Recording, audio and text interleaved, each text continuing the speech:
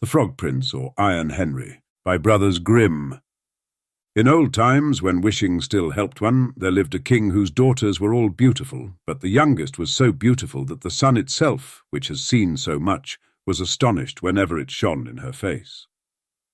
Close by the king's castle lay a great dark forest, and under an old lime tree in the forest was a well, and when the day was very warm, the king's child went out into the forest and sat down by the side of the cool fountain, and when she was dull, she took a golden ball and threw it up on high and caught it, and this ball was her favourite plaything. Now it so happened that on one occasion the princess's golden ball did not fall into the little hand which she was holding up for it, but onto the ground beyond, and rolled straight into the water. The king's daughter followed it with her eyes, but it vanished, and the well was deep, so deep that the bottom could not be seen. On this she began to cry, and cried louder and louder, and could not be comforted. And as she thus lamented, someone said to her, "What ails thee, king's daughter? Thou weepest so that even a stone would show pity." She looked round to the side from whence the voice came, and saw a frog stretching forth its thick, ugly head from the water. "Ah, old water-splasher, is it thou?" said she. "I am weeping for my golden ball, which has fallen into the well." "Be quiet and do not weep," answered the frog. "I can help thee, but what wilt thou give me if I bring thy plaything up again?" "Whatever thou wilt have, dear frog," said she. "My clothes, my pearls, and jewels, and even the golden crown which I am wearing." The frog answered, "I do not care for thy clothes, thy pearls and jewels, or thy golden crown. But if thou wilt love me, and let me be thy companion and playfellow, and sit by thee at thy little table, and eat off thy little golden plate, and drink out of thy little cup, and sleep in thy little bed. If thou wilt promise me this, I will go down below, and bring thee thy golden ball up again." "Oh yes," said she, "I promise thee all thou wishest, if thou wilt but bring me my ball back again." She, however, thought, "How the silly frog does talk. He lives in the water with the other frogs and croaks, and can be no companion to any human being." But the frog, when he had received this promise, put his head into the water and sank down, and in a short while came swimming up again with the ball in his mouth, and threw it on the grass. The king's daughter was delighted to see her pretty plaything once more, and picked it up, and ran away with it. "Wait, wait," said the frog. "Take me with thee. I can't run as thou canst." But what did it avail him to scream his croak, croak after her, as loudly as he could? She did not listen to it, but ran home and soon forgot the poor frog, who was forced to go back into his well again. The next day, when she had seated herself at table with the king and all the courtiers, and was eating from her little golden plate, something came creeping, splish, splash, splish, splash, up the marble staircase, and when it had got to the top, it knocked at the door and cried, "Princess, youngest princess, open the door for me." She ran to see who was outside, but when she opened the door, there sat the frog in front of it.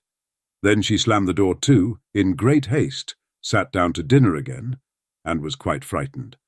The king saw plainly that her heart was beating violently, and said, "My child, what art thou so afraid of? Is there perchance a giant outside who wants to carry thee away?" "Ah, no," replied she, "it is no giant, but a disgusting frog." "What does a frog want with thee?" "Ah, dear father, yesterday, as I was in the forest sitting by the well, playing, my golden ball fell into the water, and because I cried so, the frog brought it out again for me. And because he so insisted, I promised him he should be my companion. But I never thought he would be able to come out of his water, and now he is outside there, and wants to come into me." In the meantime, it knocked a second time, and cried, "Princess, youngest princess, open the door for me. Dost thou not know what thou saidst to me yesterday by the cool waters of the fountain? Princess, youngest princess, open the door for me." Then said the king, "That which thou hast promised must thou perform. Go and let him in." She went and opened the door, and the frog hopped in and followed her step by step to her chair. There he sat and cried, "Lift me up beside thee." She delayed until at last the king commanded her to do it. When the frog was once on the chair, he wanted to be on the table, and when he was on the table, he said, "Now push thy little golden plate nearer to me that we may eat together." She did this, but it was easy to see that she did not do it willingly. The frog enjoyed what he ate, but almost every mouthful she took choked her. At length he said, "I have eaten and am satisfied. Now I am tired. Carry me into thy little room and make thy little silken bed ready, and we will both lie down and go to sleep." The king's daughter began to cry, for she was afraid of the cold frog which she did not like to touch, and which was now to sleep in her pretty, clean little bed. But the king grew angry and said, "He who helped thee, when thou wert in trouble, ought not afterwards to be despised by thee." So she took hold of the frog with 2 fingers, carried him upstairs, and put him in a corner. But when she was in bed, he crept to her and said, "I am tired. I want to sleep as well as thou. Lift me up, or I will tell thy father." Then she was terribly angry, and took him up and threw him with all her might against the wall. "Now, thou wilt be quiet, odious frog," said she. But when he fell down, he was no frog, but a king's son, with beautiful, kind eyes. He, by her father's will, was now her dear companion and husband. Then he told her how he had been bewitched by a wicked witch, and how no one could have delivered him from the well but herself, and that tomorrow they would go together into his kingdom. Then they went to sleep, and next morning, when the sun awoke them, a carriage came driving up with 8 white horses, which had white ostrich feathers on their heads, and were harnessed with golden chains, and behind stood the young king's servant, Faithful Henry.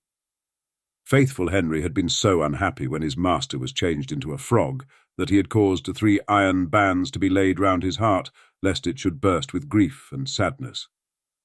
The carriage was to conduct the young king into his kingdom. Faithful Henry helped them both in, and placed himself behind again, and was full of joy because of this deliverance.